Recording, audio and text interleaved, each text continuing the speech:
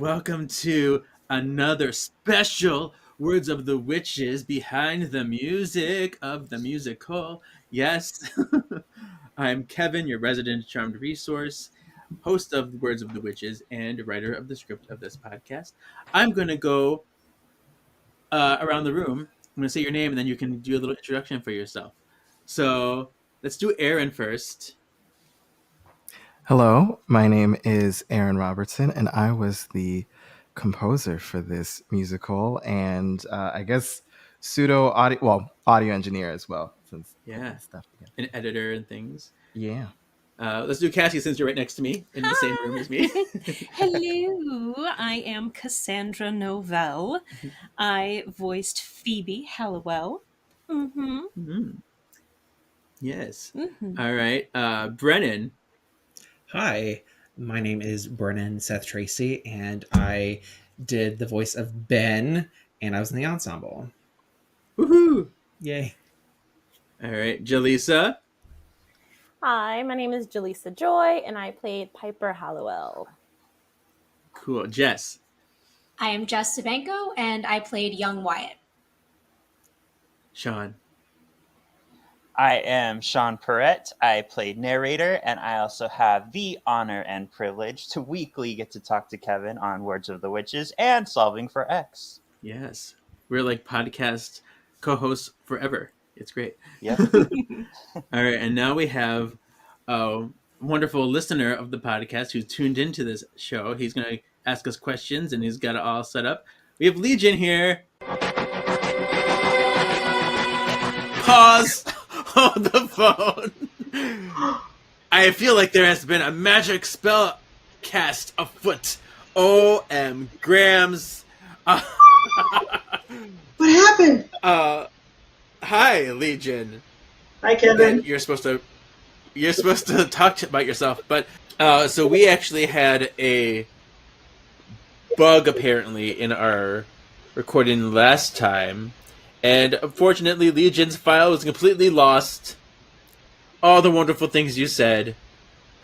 I am so sorry. I don't know what happened. It's not your fault. No, it's not your fault. It was our host recording's website fault. So it's gonna be him and I now trying to recreate what was said on his file when we recorded the first time, and then we're gonna intersperse them together. And hopefully it flows really well. But we just want to be full transparent with the listeners here. And we're going to make it work. And if it doesn't flow well, it's going to be really funny. This is the part of the podcast where we had you introduce yourself. So why don't you go ahead and do that? Well, luckily this time I'm not as nervous. So hi, everyone. My name is Legion Ivory. I am a music composer and longtime fan of the Words of the Witches podcast. Well, Legion, do you have any questions first? The first thing I said was Generation Hex fucking slaps. That is what you said. That's what I wrote down. Because it's true. Because it does. It is a very good song. It is very well written and very well performed. And I also said that in all seriousness, if How Soon Is Now did not exist, Generation Hex would make a very good theme song for Trump. And it would, because it's a damn good song. And it's based off of the Spice Girls song, which you talked about. Generation... I always mix it, because I always call it Generation Next. It's Generation Next, but I always said Generation X because of my childhood brain and X-Men. But... And did you say something about a motif? You asked about a motif. I did, but I think that was possibly later on. I can't remember which song I asked it about. Oh, no. It was Generation Hex. I had asked to wonderful Mr. Aaron about what I would have preferred is if Generation Hex was utilized as a motif throughout the musical, and pieces of it were repeated throughout. This was sort of done early on in the first act, and I thought it was really well executed, how it just echoed and how the sisters were picking up on that. I would have loved if that continued throughout the musical. It would have been excellent. Like, for example, each time that they would transition to a new memory, an echo of the hook was played. Just the vocals would have been excellent. Yeah, and you know why that was in there is because it was to signify that they were in a time loop, that the song started over again. Yeah, I mean, it's pretty. I mean, Generation Hex has pretty much followed me for the last 2 years. It was like it was the episode I did hanging with the Hallowells for. It was an episode I was very familiar with, and during that podcast, there was the joke of singing that Kevin would sing Generation Hex. So that was the basis for creating it. And since a lot of the moments in the musical were revolved around memories, the whole musical became more through composed than motify, which it probably would have been had it been made in a different way. But yeah, it's kind of how that all came together. And then obviously, yeah, Spice Girls inspired. Nice. I asked this on their last special, but what were everyone's feelings when the auditions came about? What were you thinking? Were you excited about auditions? I was. Yeah. I was freaking thrilled. I'm like, oh my god, a Charmed musical? Oh my gosh. You were ever so excited the entire step of the way, and I really appreciate that about you. That was it's been wonderful. Yeah. Well, I mean, I love you. Oh.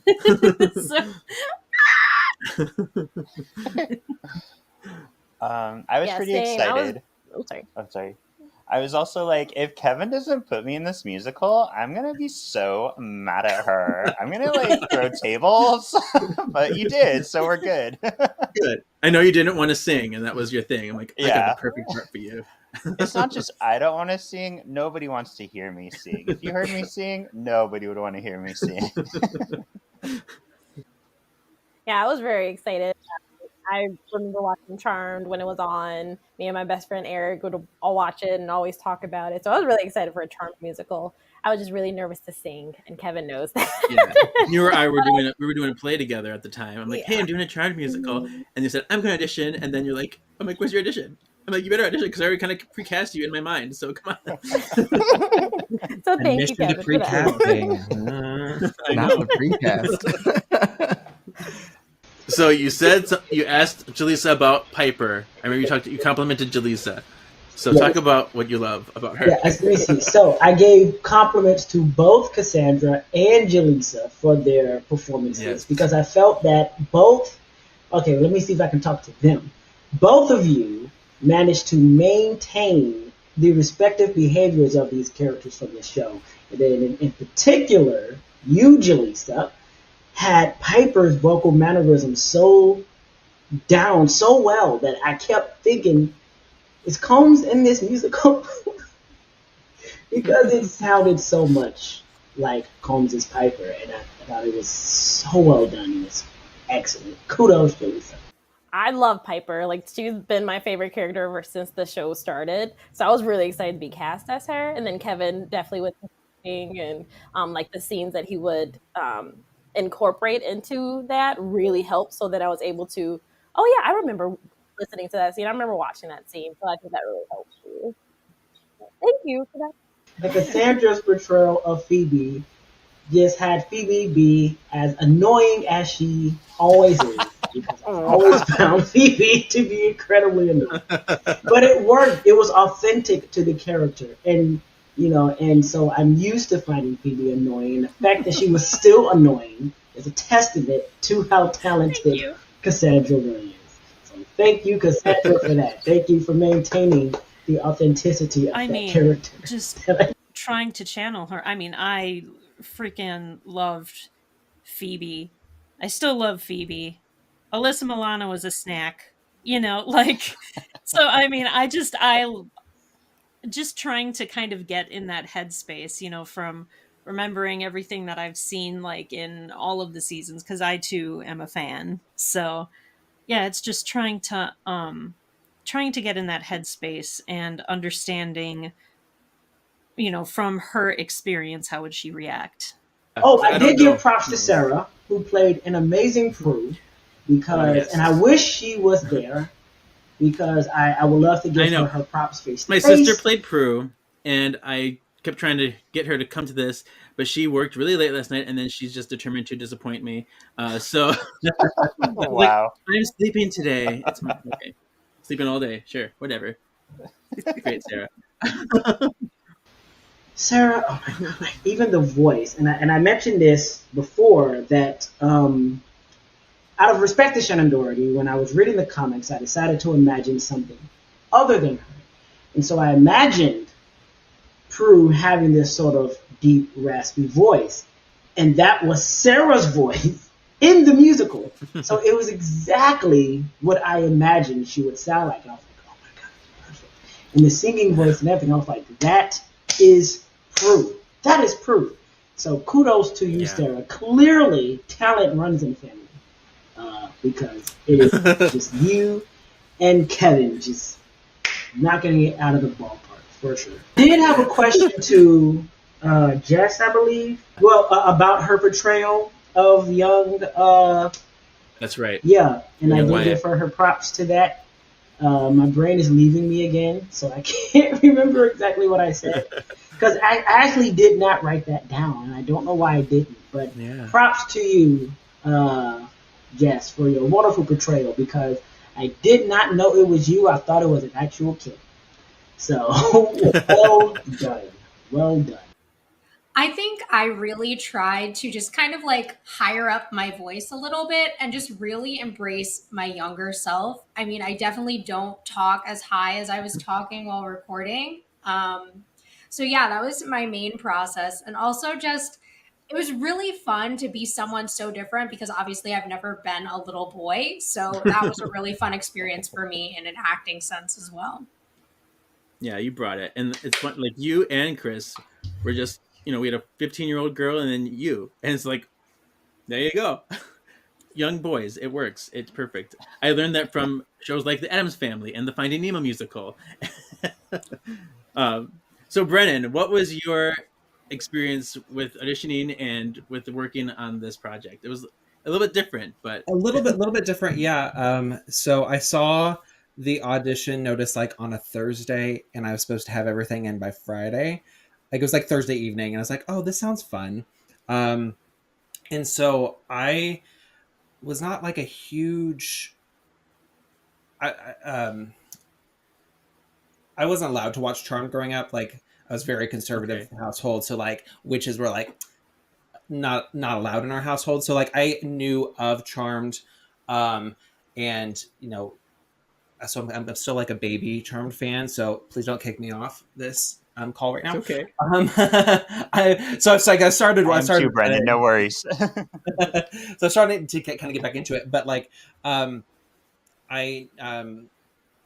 knew you, Kevin, through we go to the same social media together, and I know, like, I don't know if you probably don't remember this, but we met in passing at Dragon Con like years ago. Oh my gosh, yeah. amazing. I probably said something awkward and weird and ran away. But I saw the note. I was like, I'm a big fan of your cosplay stuff, and like I knew who you were, and you sent me a message like, hey, are you auditioning for this? And I was like, yep, sure I am. So I was in rehearsals for another show that I was doing here in my hometown. And so I didn't really have anything prepared. So I just sang a song from the show I was currently in, did a monologue from a show that I just finished. So I'm like, this isn't polished. So I just sent it in and hope for the best. So that's the audition process. But then, I have, my character was such, a smaller character. So I recorded my lines on my own after rehearsal one night and sent in like 10 different variations of my lines and hope for the best. Yep, I picked what I picked. Yep. I'm like, if it works, it works. If not, let me know and I'll fix it. Same with the singing. I was like, this might sound bad, but here you go. This was such a tricky show to cast because we had about maybe 35, 40 people audition for like 30 roles that I had. I even added like ensemble roles because there were people that I liked that I wanted to use, but I couldn't place them in a part. So I'm like, so it was tricky being like the director person and the caster person. But I think it worked out. We seemed to get like one person right for every part that we had, which was perfect. I am very fortunate in that I clearly live locally and within spitting distance, and I totally took advantage of that because not only do I know that it works well when you are on somebody else's microphone, like the people who are actually doing it, when they have you on their microphone, they can control everything, and so part of me wanted to do that. The other part of me just wanted to be an attention seeking snob and be like, oh, I want to hang out with these people because they're so cool. And they really are, and I'm so special and spoiled because I got to do that. There was a benefit to being local because we got to record directly with Aaron all the songs and the music, whereas people like Jess had to submit their songs separately, and we had to be like go back and forth and comment and things. What was that like for you? Was it tricky, or did it work okay for you? I think it worked okay overall. With my podcast that I host, I'm kind of used to that because me and my sister already record separately. So I'm used to having to kind of like put things together after the fact. It was much easier being the one sending things in than being the one doing the editing. So that was a new and fun experience for me. Yes, you have your own Tron podcast, Rewished. Very exciting. And you and your sister just laugh all the time. We need to collab one of these days. That'd be great. Yes, absolutely. I felt that the song No You Do It was the first major point of contention within the musical, as it showed, albeit comically, how Prue and Piper were often at odds with one another. Would you say that this is a correct assessment about the song? It was, to me, it was kind of showcasing what the sisters do. They fight evil. It is showing that there is tension with the sisters, but it also shows that, for me, all the memories came from something that they were thinking of before.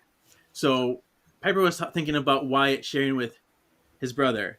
So to a memory of her sharing with her sister, they had to share this team effort kind of vanquish.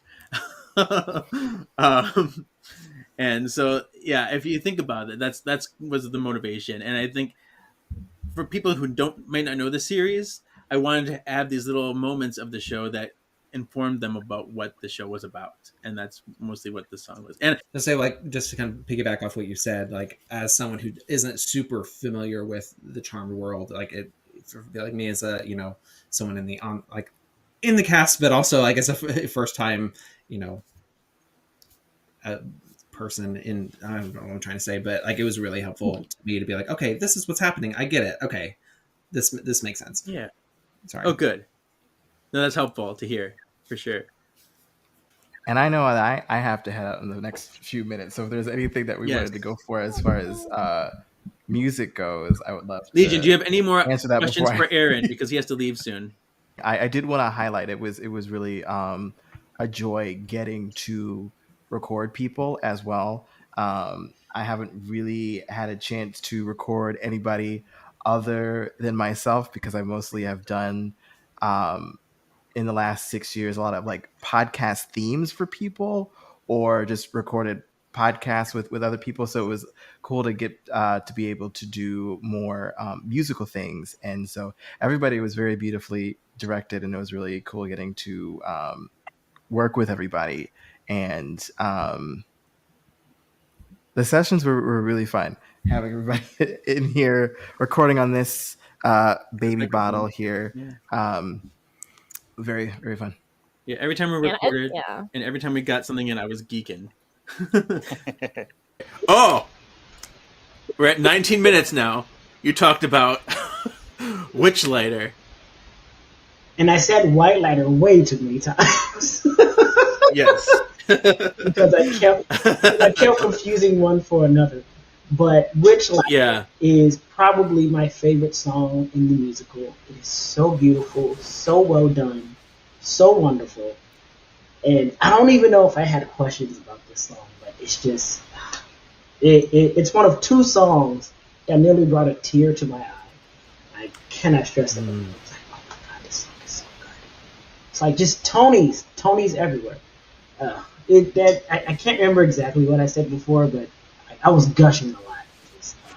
Witchlighter is such a good song. Kudos to you, Aaron, for writing such a beautiful song. Thank you. Yeah, fun fact, that is actually that's the oldest song in this musical. It's about 9 years old. I wrote this way back in 2015, and it was originally it was Shakespeare's "O Mistress Mine, Where Are You Roaming?" Because I used it as an audition piece for the last musical I ever wrote 8 years ago, which was a zombie apocalypse musical. So because I never actually got to finish out the song and utilize it, I wanted to resurrect it and bring it back for this. So instead of "Oh Mistress Mine, Where Are You Roaming?" then I just kind of changed the but I really liked this, and I really wanted to use the composition. I was like, oh, it fits. I'll use this, and make sure that it lives on in a more unique way. Like That's super cool because I just learned that for the first time right now. So how exciting! I am not sure if there is a signature song. So, is there a signature song? And if not, which of these songs could be considered the musical's signature song? I feel like there's some songs that just kind of take on a life of their own, and like I might write something and be like, oh yeah, I really enjoy playing that. Like for instance, like No You Do It was really fun to write musically, but in terms of like something that represents the musical as a whole, especially kind of hearing from the audience themselves, I'd have to say hands down, The Elders Are Dicks. There is an original version of The Elders Are Dicks that's completely different. It is a fan favorite. Completely different arrangement. Everything was very different. And so I rewrote the whole thing. Same thing with This Isn't Goodbye. There was a completely different version, which I might want to re-record, called Forever Charmed. Right. That was the original finale of the musical as well. And yeah, even things like wow, why can the title always eludes me. I wish that you were here. I wish that you were here. That, I mean, went through so many rewrites as well. And actually, even Cassie, I don't think Kevin or Cassie knows this, but why can't I remember the titles of things I write? It just goes out like that. I Wasn't Enough also was completely rewritten because I recorded something very different, and then I rewrote it because I was like, I let me redo this again. So yeah, it's kind of a lot of I guess perfectionism on my part of just being like, okay, what actually sounds right in the moment, and recording things and doing all that stuff. Yeah. So, no, but yes, I really did appreciate the fact that Let Me Be Normal got a reprise, not only because it is a good song, and I do love callbacks in musicals, but also it gave Leo a chance to express his own issues and emotions, especially regarding Prue's death. And, we really didn't get that much of that in the show. And so I was very pleased to see him just purge his heart in this musical. and just explain how hurt he is and how hard being normal can be for someone like him, which is true. He's pretty much, if not literally, an angel. It's not easy for an angel to live a human's life. So, I'm glad that we got that reprise and we got to hear his point of view. Yeah, I instead of motifs, I try to center motifs around the characters. So because Piper wanted to be normal, I had a lot of, and Piper sings the most. Piper is a lot of, it kind of circled around "Let Me Be Normal." Paige, the theme that was established with "Turn the Page on Me," I tried to incorporate it into every song that Paige sang, so that at least you kind of had that continuity. Phoebe, I had wanted to have a Pippin effect where the music you hear her sing, or at least the songs that you encounter, are very like big and boisterous and get boiled down to more raw and intimate by the time you get to the end of the musical. And then Prue's stuff is distant from everybody. It's very isolated. It's also very moody and kind of gathered in. And then like Wyatt and Chris stuff is very bubbly. Sibling stuff, Youthful. but also like matches each person, because Chris can have his like moody rocker stuff, and Wyatt could just be like, I'm special, and all that other stuff. But I have to take credit for that "Let Me Be Normal" reprise, because I wrote those lyrics, and You did write the lyrics for and the Leo thing was something that was very important for me in the story that I wanted to make sure I added. And I remember when I directed Joshua, I told him, like, this is how I want him to sing. He needs to be a little annoyed, a little frustrated by this, because this is something that's been weighing on him. So I instructed him how I wanted it, and he nailed it out of the park. And there's lots of story elements that I know I needed, and Aaron really helped bring that out in the music. But yeah, there's two. Like, there's that song and "This Isn't Goodbye." Those are the ones that I put the most lyrics in that I wrote. And then really nice stuff. We collaborated so well. "Crossroads of a God" came out. I will say that, and I wrote this down. Thank goodness Mercendia's got a song, because I would have been mad pissed if you didn't sing, Kevin.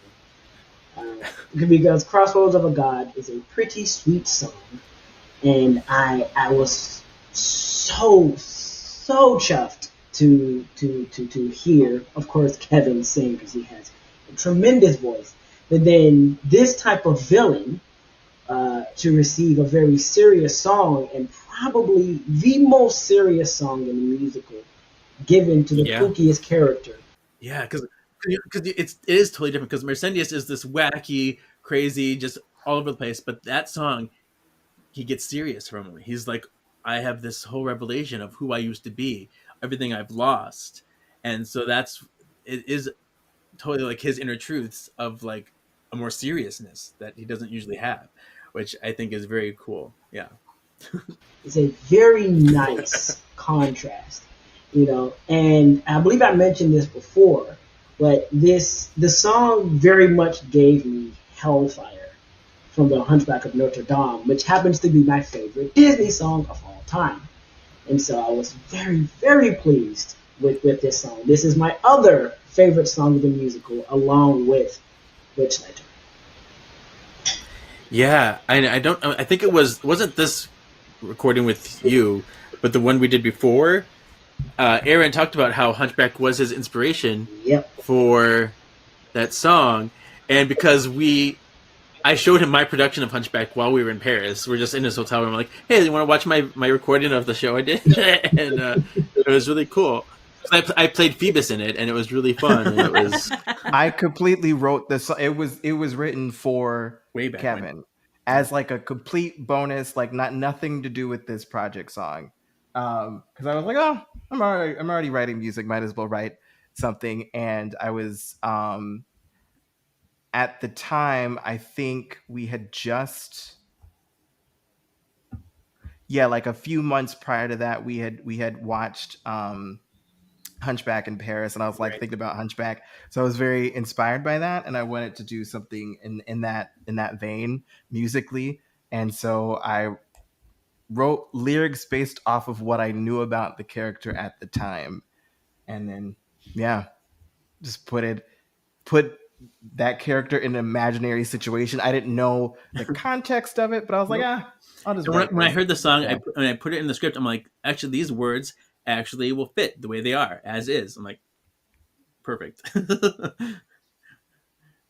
so Aaron's a witch. Don't tell anybody. But then I also wanted to ask. I did ask, and so I'm going to ask again about Mercendius, and because Yeah. while I was able to understand certain things about Mercendius, particularly where the fire and water come from, but I asked, what is the overall origin of the character? How did he come to be? And then you answer. Yeah. Yeah, I did answer. I should show you the page in the book. Oh my goodness, yes. Ooh, okay. That is so fucking lit. That is so fucking lit. Yeah. Yeah. Isn't that amazing? Yes, it is amazing. It is absolutely amazing. That's on I me. just do. That's pretty much a Kevin because I took it from like I looked in the book and I saw the page that was created in the book for Mercendius, and so I had that text in my mind when I made it. And I was like, okay, what song would this character sing if they were involved in a musical like this? Yeah, Mercendius was a character that I created for myself for like a Pathfinder game. I was playing a Dungeons and Dragons Pathfinder game, and I wanted to play a character. And I made an alter ego of me that was, fire and water, very kind of theatrical. I didn't know he was going to be this crazy until I started writing him, fleshing him out. But I had my friend Wayne, who makes Book of Shadows, who used to own Prescott Manor. I had him make me the Book of Shadows page. It was some artist drew me, Jacob Shader drew me, and then he turned it into a Book of Shadows page, and it's in my book now. And so I'm like, well, it's in my book. I'm going to make it canon in my brain. Fun fact, real quick. When I was reading Mercendius in my head, I started reading him like him from Powerpuff Girls because that's how unhinged he was to me. Turtles! Yeah. Hello, girls.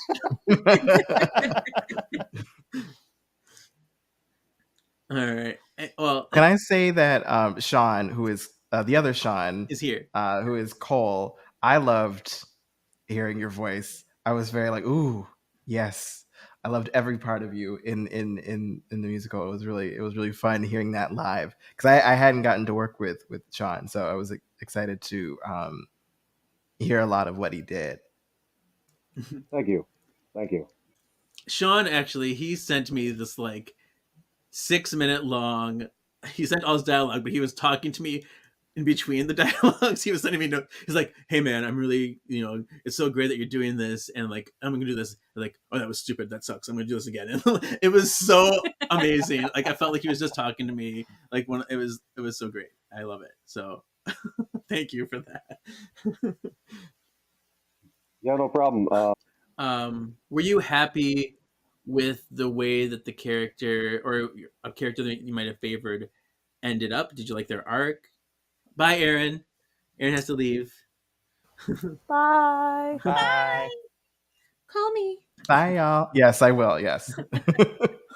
I like the way you handled my girl, Paige, more than anyone, because I feel like you gave each of their sisters like their moment. Like Piper finally realized her normalness is her normal.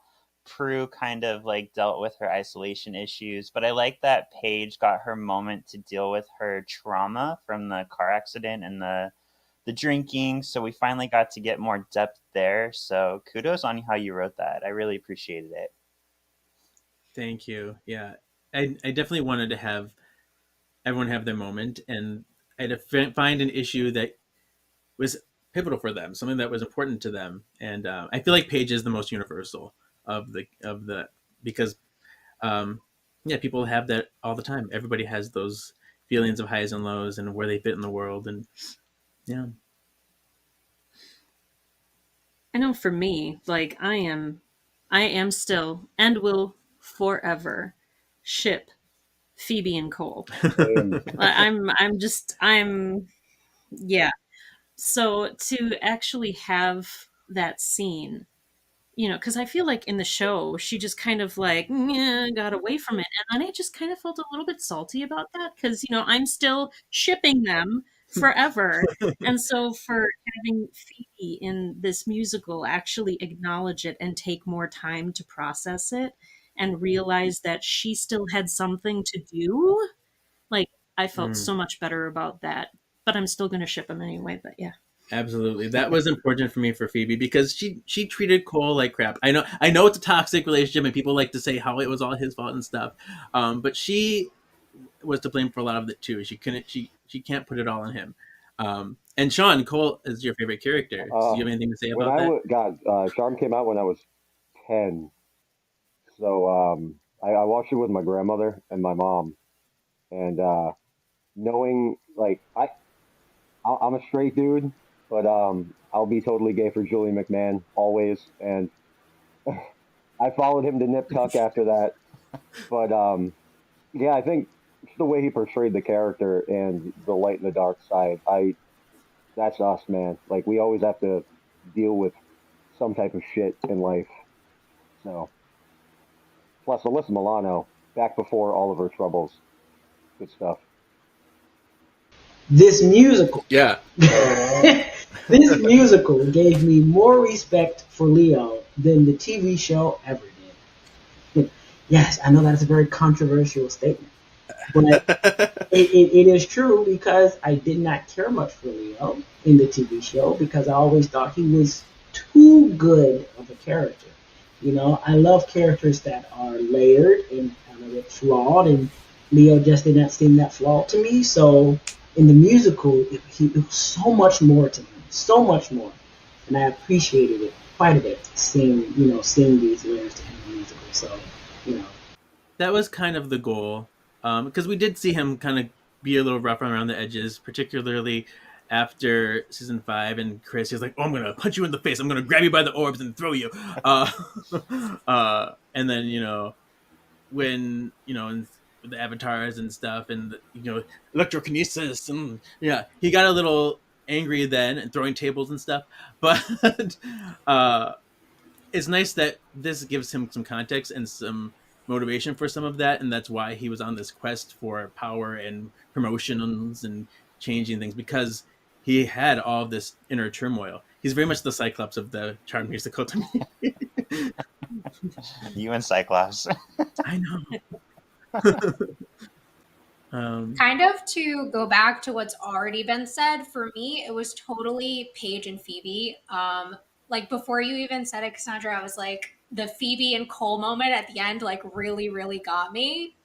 And I really loved that. And even for my own character, I like the way that the show has really explored older siblings and their role and how they kind of like separate themselves from the younger siblings. I think we saw that with Prue and Piper a lot. And so exploring that with Wyatt was really cool for me. Awesome. Yeah, I think that was really kind of cool to see how, the whole musical started out with a couple of kids fighting, and by the end they had learned a whole level of maturity. So that was good character development. My heart. And it's cool because in the show, Wyatt and Chris are still so very young, and they didn't really get to be a part of the action as much. So now they're growing up. They have these powers. They're learning how to use them. They're having these relationships, and I wanted to make them part of the story. and then I did ask a question about being pleased that the musical is set in season 10, because I initially thought that it was going to be set between season 6 and 7. I don't know where I heard that from.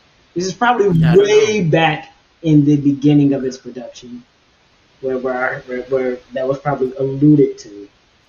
But I think we might have been talking about it at some point. I think maybe Aaron suggested it. I don't remember. I know he's like, because we didn't know where we were going to put it. I think I decided while we were covering the comics that I would put it there. Yes. So maybe that's why. I know I wanted to have it in the comics territory because it gives me opportunity to have all four sisters there without having to explain like I'm Prue, I'm coming down to see you, I'm a ghost. This is like Prue in the moment, and I put it there because this is right before Prue in the comics has this downward spiral of selfishness and turning into evil and being possessed. And part of it is because, you know, she didn't really get to process her feelings at all in this musical. She didn't get to go to the dreamscape and the spell. And so she still has all these feelings that happened after she died, of maybe not feeling like she was mourned or feeling like she was cheated out of a life that she could have had. And that's what, and the fact that she gets this vision of the future of how season 10 ends, she knows she's going to die. That makes her want to fight even harder. It's why she destroys Patience's soul so easily, because she's like, no, I am not going to die. I'm not letting go this easily. And it's why she has all this unresolved emotions, why Hiramis clings to her so heavily, because she never got a chance to process it like everybody else. So I think that's really beautiful.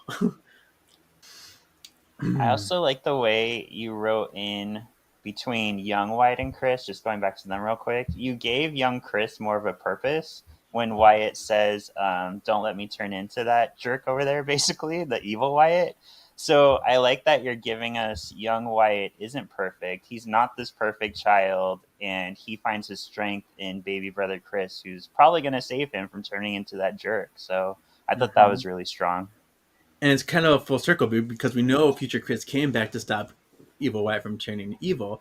Maybe this instance is what sparked that in the beginning. He's like, don't let me turn evil. I promised my brother I wasn't going to let him turn evil. It's all these things that I threw in there. I know. Time travel. One of the last questions that I asked was if we can dive deeper into the truth spell. What is the essence of the truth spell, and how did it impact the memories? And also to you, Kevin, do you know what that mystery spell was? Oh, absolutely. It does exist in Charmed. The mystery, it was the truth spell combined with the spell to go back in time that Chris cast in Crisscrossed. It started off with that Crisscross spell. And I kind of left it a mystery because we don't know if that spell actually exists in the book in this time. We know it exists in the future time, so I wanted to leave it ambiguous that, you know, they may not know that spell exists right now. So it's a spell to go back in time plus the truth spell, which explains why they're going back in memories and the emotions are being sung because of this, you know, Chris thought of them as songs. So because of what Chris cast, but then it's also based on what their thoughts, their own psyche is connected to the truth spell. So they think of something or something subconsciously enters their mind. They go into a portal and they're sent back to a memory that is linked to whatever is on their mind at that moment. And then the memory starts to reveal things about them, or, you know, reveals things that they may have thought in the moment that they didn't want to say. So that's the truth spell element. And I love that, honestly, you know, because not too long ago, you know, I was going through and watching through some of the episodes, and I do remember that with the truth spell, you know, anybody asks them a question or they talk to anybody else, they have to say the truth. But what I like about this musical is that they're not expecting it to come from somebody else. It's confronting your own truth. And I like that. Yeah. I spent a lot of time on this because the show means so much to me, and I hope that it came through. So it's really nice and affirming that people are noticing these things. Wait, you like Charmed? What? I know. Never mentioned it. Jaleesa, is there anything that you learned about Piper that you may have not thought about before? I think the fact that, like, she, even though, like, it seemed like in the series she kind of accepted her fate, but that she still struggled with it. that I enjoyed kind of like working through, because like I'm in my mid 30s, and so like I feel like, oh, I kind of want to change my life, or I want a certain type of life. So I kind of like felt like I related to Piper in a way, but it's like just accept kind of where you are at this moment in time because it's where you're meant to be. So I really enjoyed that part of Piper's journey, and to be kind of like snarky with musicals because I always nervous about my voice. So in singing in the musical too that was fun to work through. So thank you for adding those lines in of it has to be a musical. Yeah. Oh yeah. I mean, that's typical Piper. Anybody, she would be the one who would be the least thrilled. No, And like, I don't want to have to get naked and run around this like little that one episode. Yeah, remember all that. like, yeah, we're in California and it's illegal here. Yeah.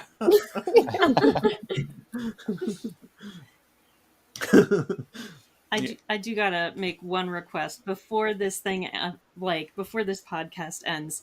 At some point, Jaleesa, could you please just one more time for me, just shout Leo? Leo.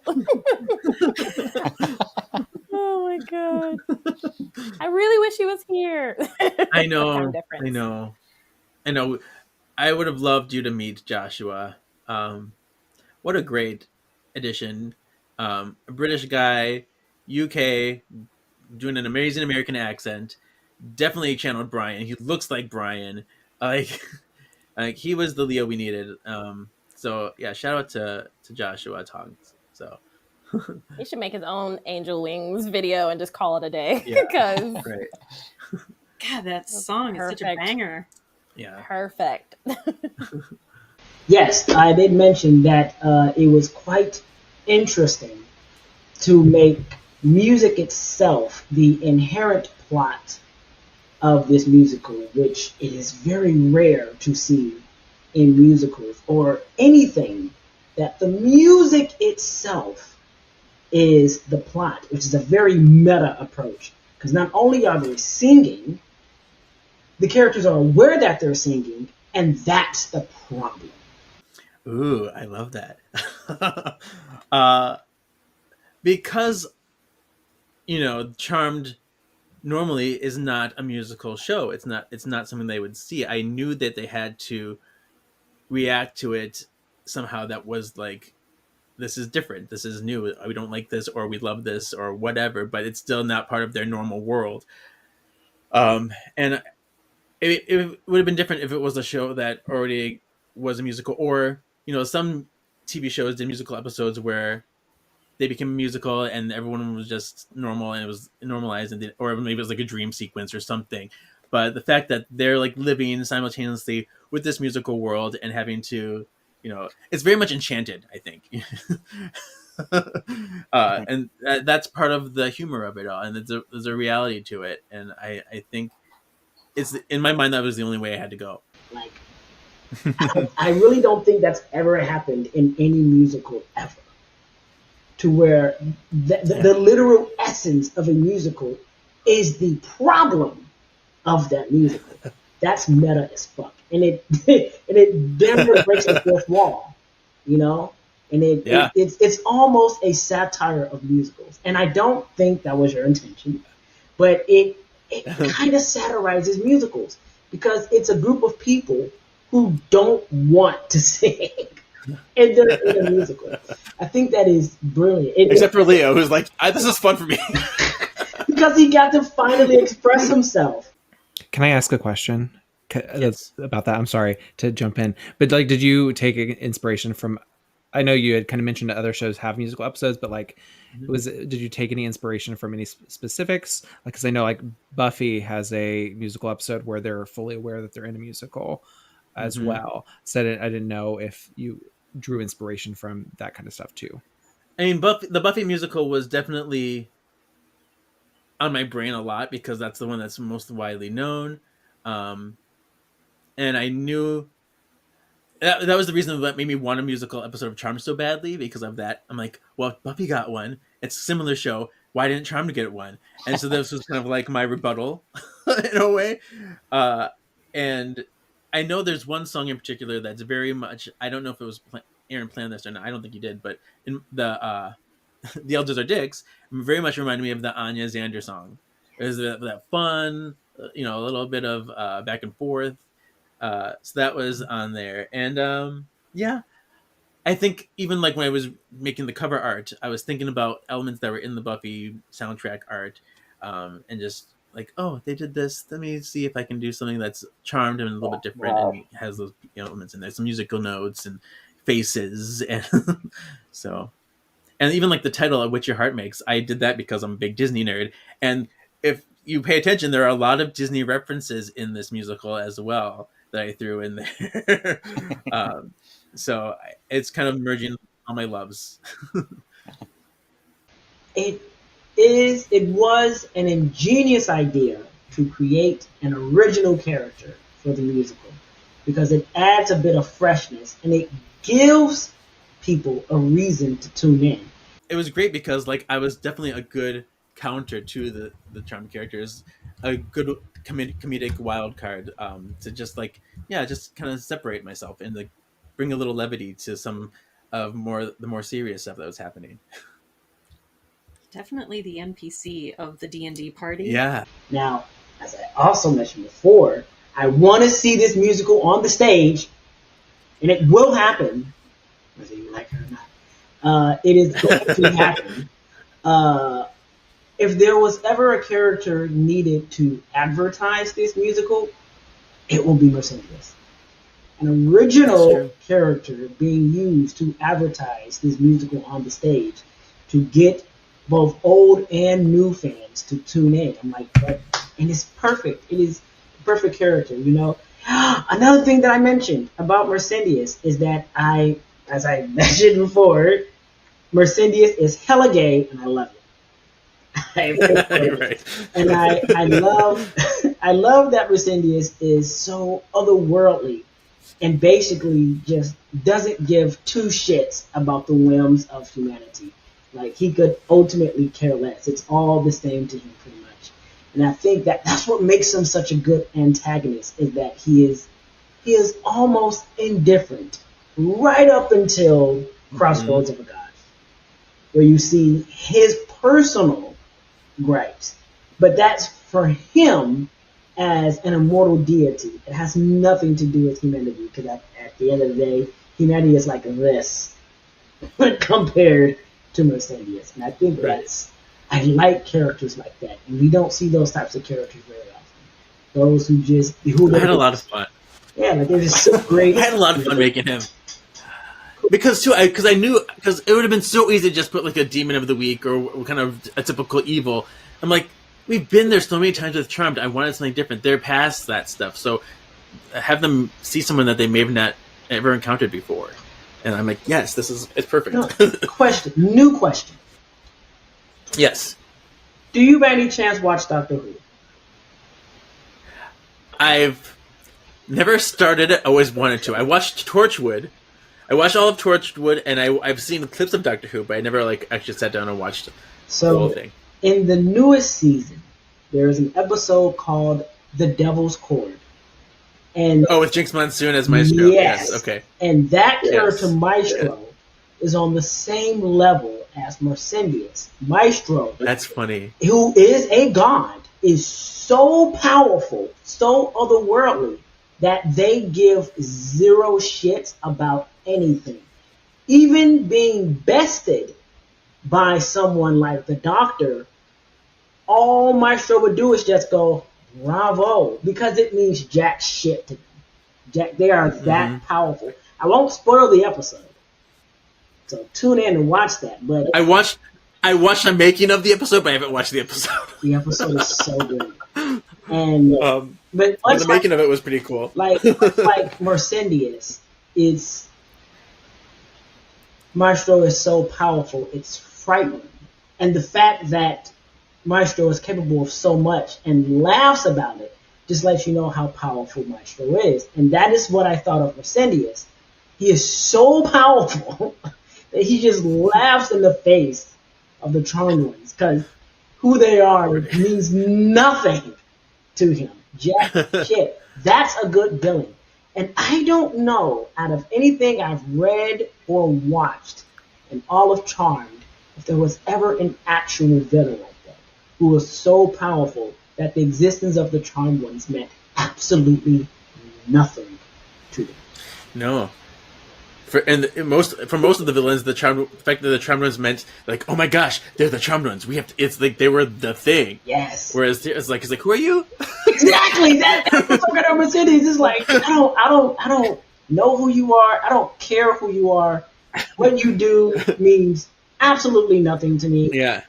Can you stop me? Not really. No, you can't. So I'm just gonna do what I want. I like magic. You're entertaining. This is fun. It is perfect. It is the perfect villain, the perfect antagonist. And something that is very fresh.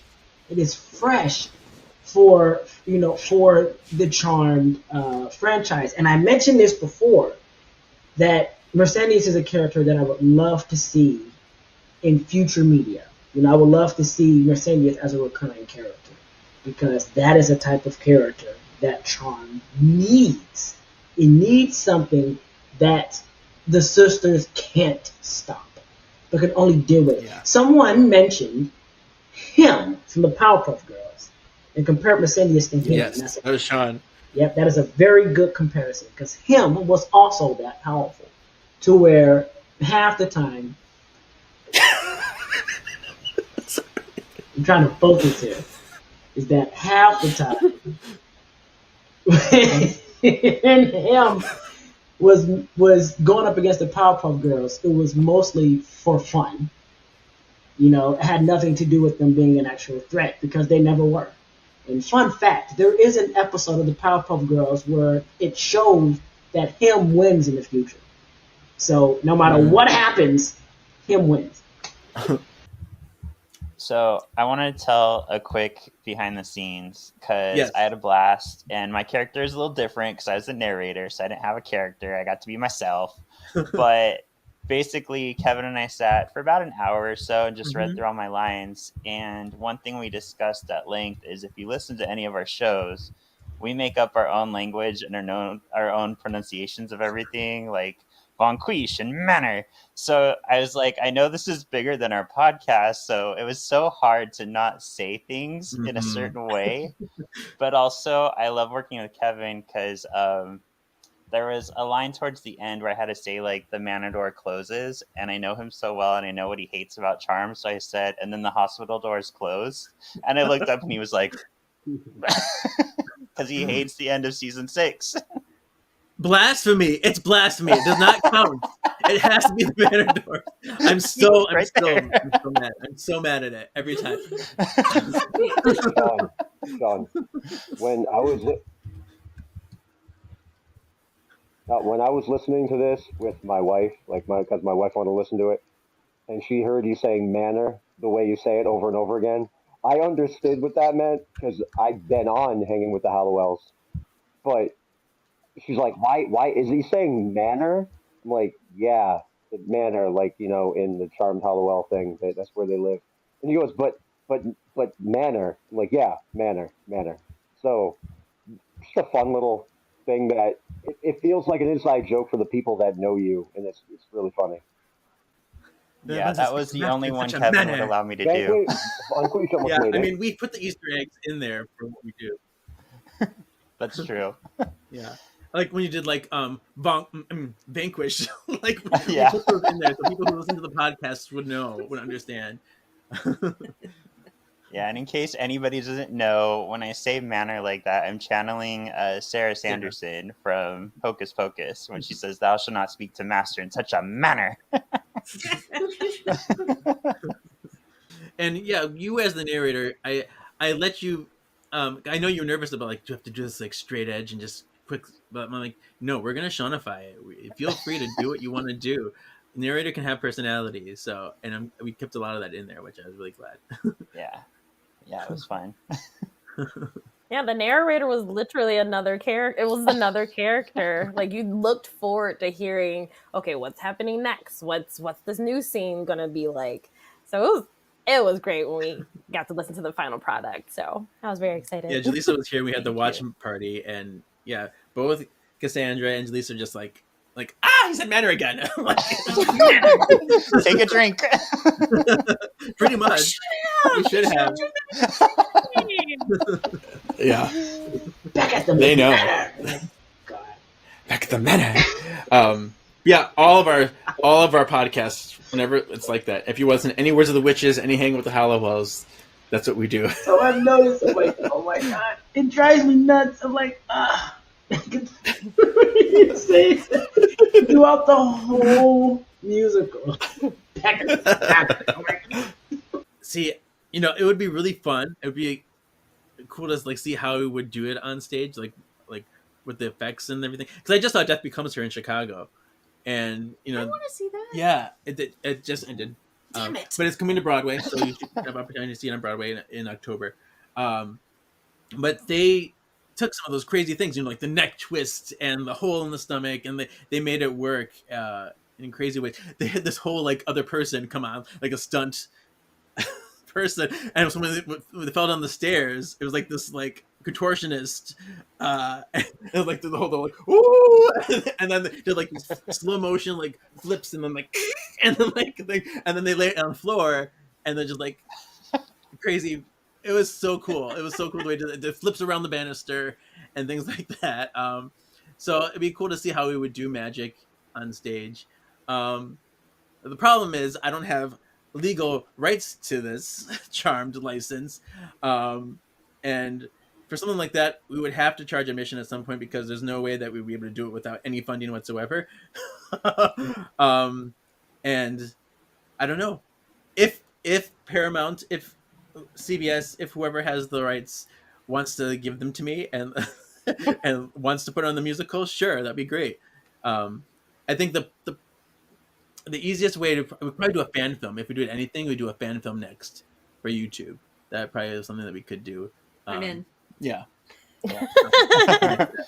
So, and I do have some people, the people that made the Warrens. I'm friends with those guys, and they told me they'd be interested in helping me make a fan film of this if we ever did that. So, that's an option. Maybe I can do a staged reading at least and see how that goes. If they can't even make a reunion, how are we going to make a stage show? True. I know. Maybe they'll have it at the same time. They can put me on House of Halliwell and we'll talk about it. We'll get it on the radar. I know Alyssa's makeup artist. He told me that he talked to her, and yeah, we'll see. Maybe we'll meet at a convention again. But I know Shannon. She's still very bitter about the comics. Last time I met her, I said, "Hey, I have my podcast where I'm covering the comics." She's like, "Oh, the things where I didn't give my right likeness to." I'm like, "Yeah." Awkward. Sorry. You're like, but your character's still there. Yeah, she's really badass. I love her. Typical form. Yeah, but you did mention why you chose season 10, and it had something to do with Prue. And I mentioned that I was very glad that Prue, that season 10 was chosen because we got to have more of Prue, and not in a way that limited her to simply being a memory, because that would not have done her justice. So season 10 was quite perfect. I think I did mention, though, one of the last things I mentioned was that my one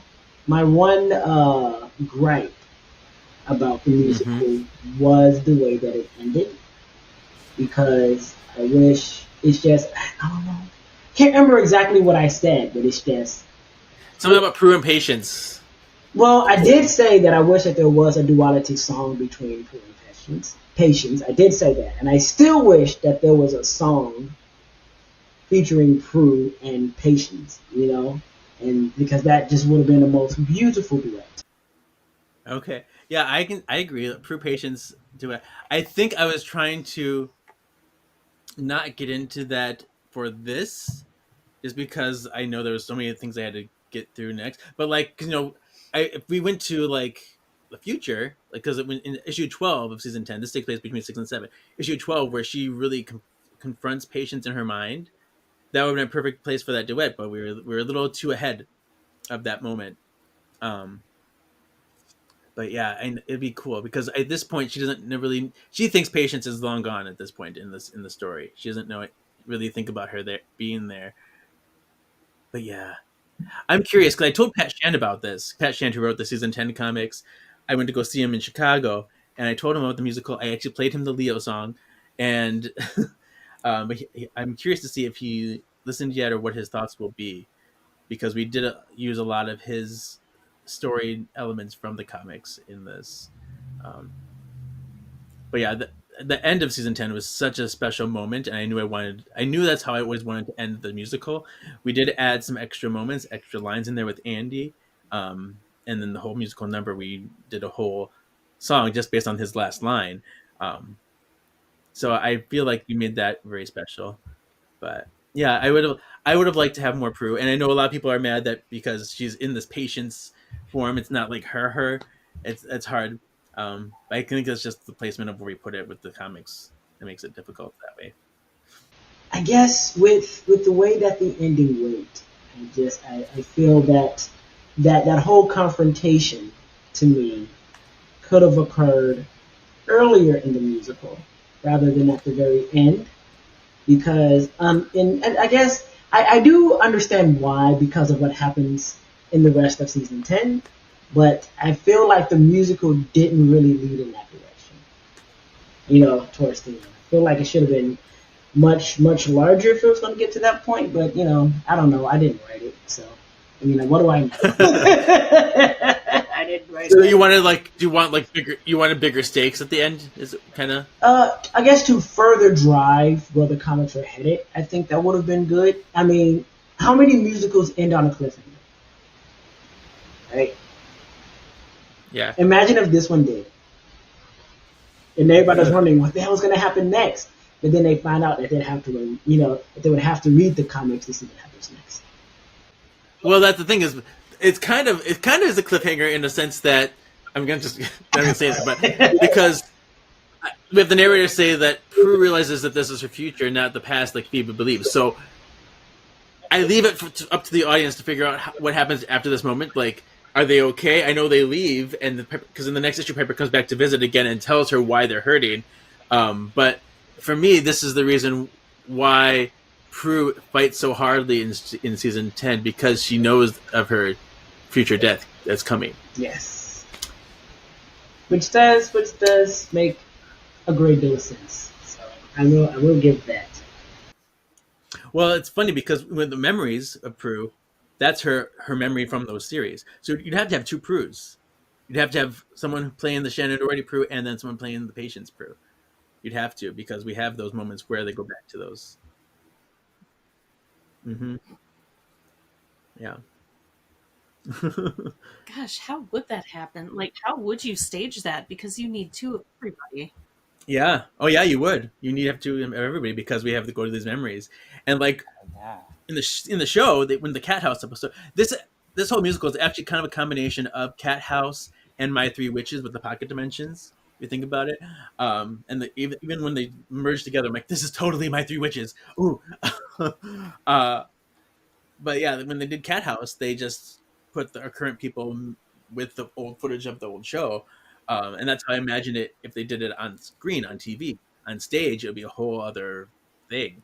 You'd have to have like maybe video screens or environment, like a whole backdrop of a video screen where you play the environment of them being there. Mm-hmm. That might be fun. Yeah. The whole new way of thinking that way. For me, being like local and like literally acting with you, Kevin. Yeah. So that was helpful for me. Recording was really nice. I forgot to tell that to Aaron, but like I never recorded like that before. So I was very thankful that he was so gracious with my newbie experience. But yeah, I think it was a really fun process. It was something completely different than I've never done before, but it's always been interested in doing, and then getting me back into singing and hearing my voice. You're like, no, don't play it. And still cringing every time I listen to it. I'm like, it's not me. But yeah, it was really great. I remember like we came over one day for a recording session, and I'm like, "Hey, let me play you the song." You're like, "No," and then I play. You're like, "Oh, okay, that's not so bad." Yeah, I was like, oh, it's like my heart. Yeah. I will say, So awkward. like, I feel similarly about like my singing voice. I've gotten so used to my speaking voice just from like acting in like student films and then doing the podcast and everything. So I've been used to hearing that, but hearing my singing voice in recording, especially when I was doing things 2 or 3 times and then deciding which one I liked best, was very like difficult for me. And Brennan, you had to send in your stuff for the ensemble. Yes. It was kind of a weird time for me because like when I even auditioned, I knew I didn't have a ton of extra time.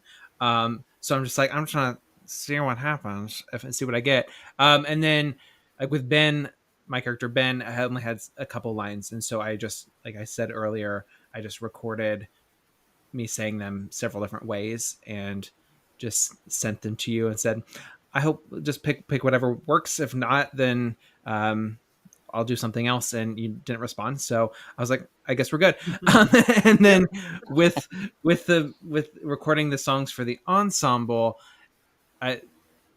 this isn't interesting at all, but like I had just we just closed a musical. I was already in rehearsals for something else, so my voice was shot. And so I was like, I recorded it a couple times and then just sent it in, and I was just like, use it or not. We'll see. And I think I did actually could pick out my voice a little bit in the ensemble, so I was happy that I made it. But it was just kind of a weird process for me, just because I had never really done any recording before, and I was doing it on my own late at night in my room. So I was like, this is an interesting experience. Good way to kind of dip my toe into the podcast musical waters. Right. I mean, how many are there podcast musicals? I don't know. We're like unique. But like I love, because we didn't have opportunities to have ensemble throughout the whole show just because of how strict we had to be and how timely we had to be. But when we did have the ensemble, the opening number and the end credits, those harmonies, I would goosebumps, smiles to the max every time. I know, like Sean messaged me. He's like, "Oh my gosh, how soon is now? I'm already like in love." So that's a good feeling. And I told Sarah when I cast her, she auditioned and she said, "I want to be Phoebe or Paige," and then I'm like, I think Prue. And then and as soon as I said that, she's like, "Oh yeah, I trust your judgment." She's like, "You get it." He's like, "Yeah." And then I told her, I'm like, "She's my favorite character. No pressure. Don't let me down. I'm gonna push you." But she knew Prue very well. And I did instruct on how to say certain lines, but she got it very quickly, and so it's very nice.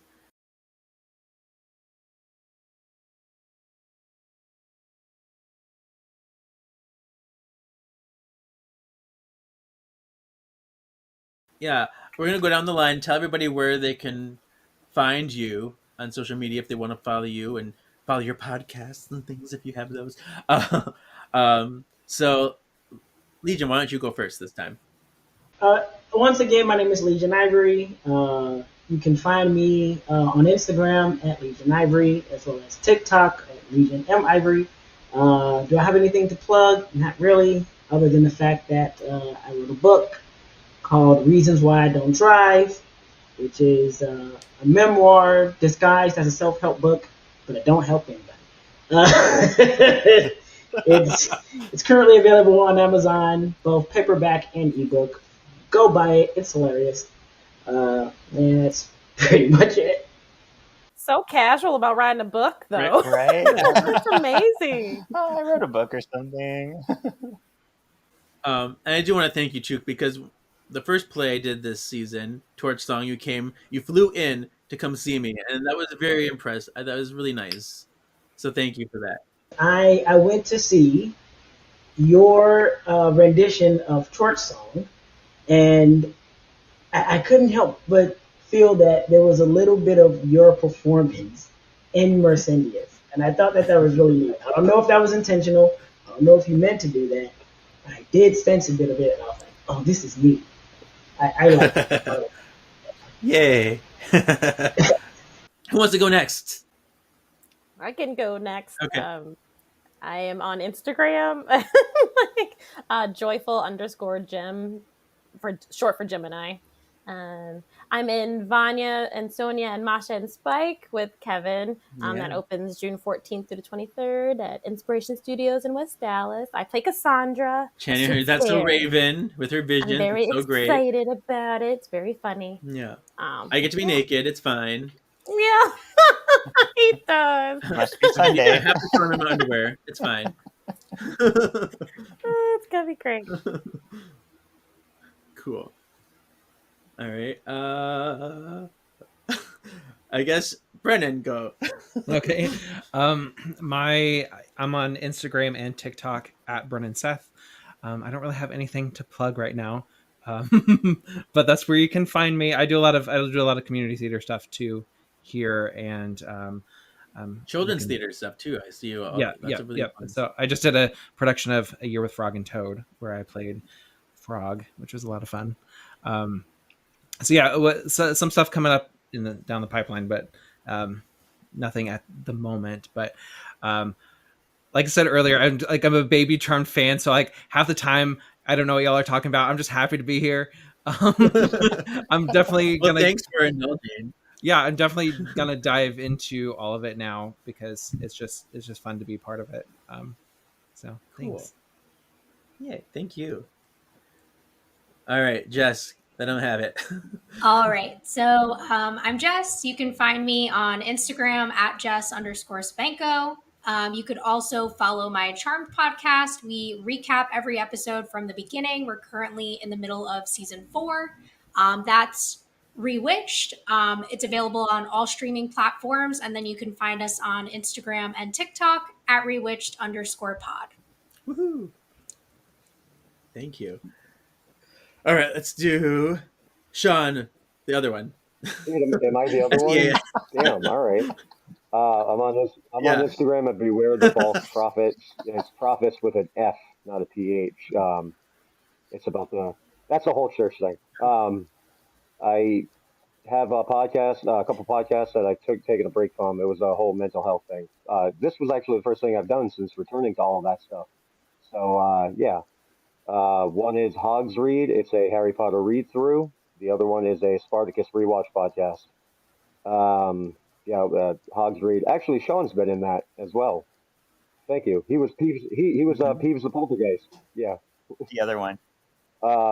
Yeah, and I'm not really plugging a whole lot. I'm on Bros with Benefits on YouTube, and we're going to be putting more content on there because we're doing another special needs project where I'm playing the Joker and my brother's the Riddler. So should be, yeah. So we do it for the kids. You know, it's fine. And it's really funny because we're not family friendly podcasts at all. Nope. Not at all. But yeah, yep, that's it. Okay, cool. Cassie, it's your turn. Cassandra, I should say. Cassandra. That's my stage. Just name. you're professional. Yes. So I am hardly ever on Instagram, but I'm going to try to be better about that. So my Instagram is Cassandra with a K _ Novell, Novell. I have a website, CassandraNovell.com. That's like mostly for voiceover narration stuff. I actually did. Yeah, I just this morning finished an audiobook, so that should be coming out pretty soon. The author is named Maya Crescent. Ooh.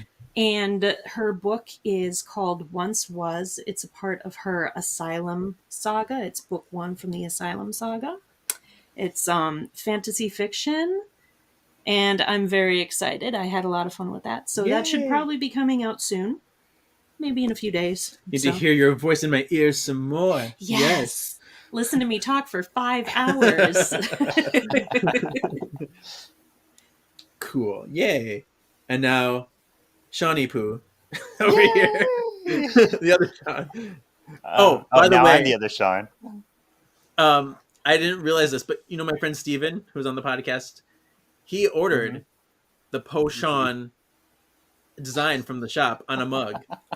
Nice. Yeah, we say Po Sean. When we say potion, we say Po Sean because Sean. and yeah, so now adorable. he's got your face on a mug, so Nice. A tall drink of water. When he's thirsty. You can find me on Instagram. Yep.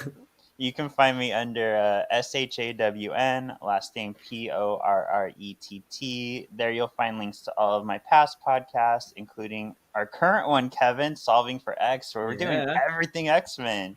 Everything We just X-Men. did, X-Men 97. We're about to jump back into the Fox movies. You can also find my book, Sean. Wait, not Sean, Legion Ivory. I have a book too, Legion Ivory. You can find my book, Witch's Brew, where if you like Charmed, you'll probably like my book because it's all about witches and werewolves and vampires. And more of them are going to come out eventually when I write it. It's a good book. Good book. Yay. Awesome. Yeah, we're out there.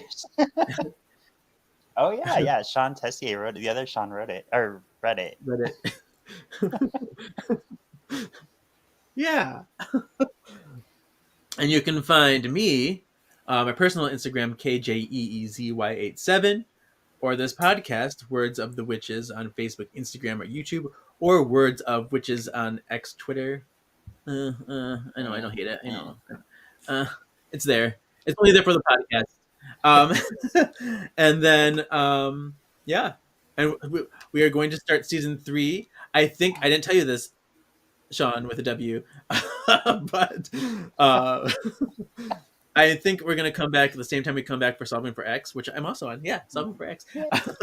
I think we're going to come back the same week for Words of the Witches. We're going to be season 3, covering the guidebooks. This just includes the Book of Threes, the essay books that were written, things like that. So coming back for season 3 of that real soon. June 21st, I think we're going to aim for, just like Solving for X. But I did not plug the merch. So there you go. You can get some Charmed musical merch in addition to the Words of the Witches pod merch at wordsofthewitches.threadless.com. We have all kinds of fun musical merch and designs that you can put on t-shirts, stickers, mugs, buttons, blankets. Aaron has a blanket up back at the manor. What? Pajamas? I love collecting pajamas, so I'll definitely get some Words of the Witches pajamas. I should look. I should look to see if they're on there. I know there's socks. I have to put some socks on there. That'll be good. But yeah, so cool. Well, thank you for listening, Spell Worders. Your destiny still awaits. This is awesome.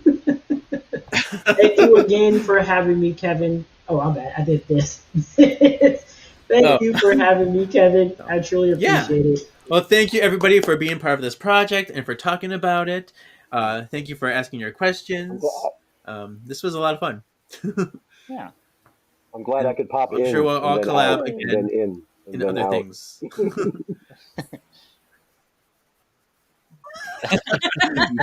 Yeah, you're so dirty. I know. Well, take me to dinner sometime. Yeah, he's straight. I'll put on a mask of Julie McMahon, and I'll be. I could get kicked out of a restaurant for that.